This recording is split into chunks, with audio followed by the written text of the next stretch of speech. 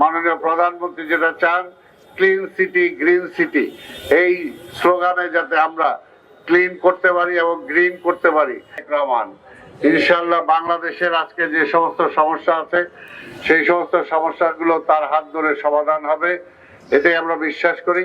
তবে বিরোধী দলকেও বলবো যে আজকের 17 বছর সবগুলো প্রতিষ্ঠান ধ্বংস হয়েছে, আপনাদেরকেও ধৈর্য ধারণ করতে হবে এবং মাননীয় প্রধানমন্ত্রীকে সময় দিতে হবে যে জনগণের কাছে তিনি যে কমিটমেন্ট করেছেন, যে ম্যানিফেস্টো দেওয়া হয়েছে, যে 31 দফা দেওয়া হয়েছে, আপনারা দেখবেন সে অনুযায়ী বিএনপি তার কার্য পরিচালনা করছে কিনা।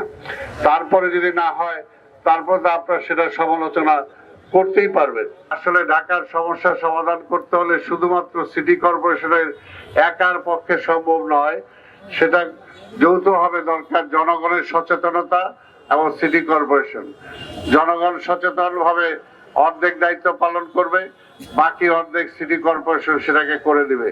আজকে আপনাদের বলতে চাই, বৃষ্টি বাদলের দিন আসতেছে, এর আগে থেকেই আমরা চেষ্টা করছি নগরকে পরিষ্কার পরিচ্ছন্ন করার জন্য। গত কয়েক বছরে একেবারে বেওয়ারিশ হয়ে গেছিল সিটি কর্পোরেশন। মনে হয় যে এটার কোনো মালিক ছিল না, এমন একটা অবস্থায় চলে গিয়েছিল। তাই আজকে এটা আনতে যে এখানে একটু সময় লাগছে, আমি আপনাদের সহযোগিতা চাই। সিটিকে পরিষ্কার পরিচ্ছন্ন রাখার জন্য আপনাদের সবার অংশগ্রহণ আমি চাই। এবং আজকে আপনারা জানেন আমাদের মাননীয় প্রধানমন্ত্রী চিকনগুনিয়া ডেঙ্গু রোগের প্রাদুর্ভাব থেকে বাঁচার জন্য ইতিমধ্যেই তিনি কার্যক্রম ঘোষণা করেছেন। আমিও ঢাকা সিটি কর্পোরেশনের পক্ষ থেকে এক মাসের ক্র্যাশ প্রোগ্রাম আমরা দিয়েছি। ইনশাল্লাহ আমরা বিশ্বাস করি জনগণ সচেতন হলে এবং আমরা যদি আমাদের দায়িত্বটা পালন করতে পারি তাহলে এই সমস্ত রোগ বালাই থেকে আমরা জনগণকে রক্ষা করতে পারবো।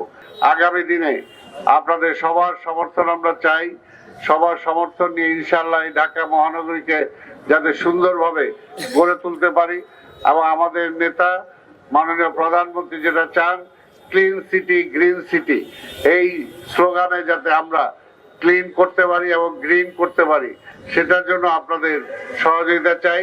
আজকে দুস্থদের মাঝে যে খাবার বিতরণের কর্মসূচি আপনারা জানেন যে ইকবালের নেতৃত্বে সবসময় এই ধরনের কর্মসূচি করা হয়।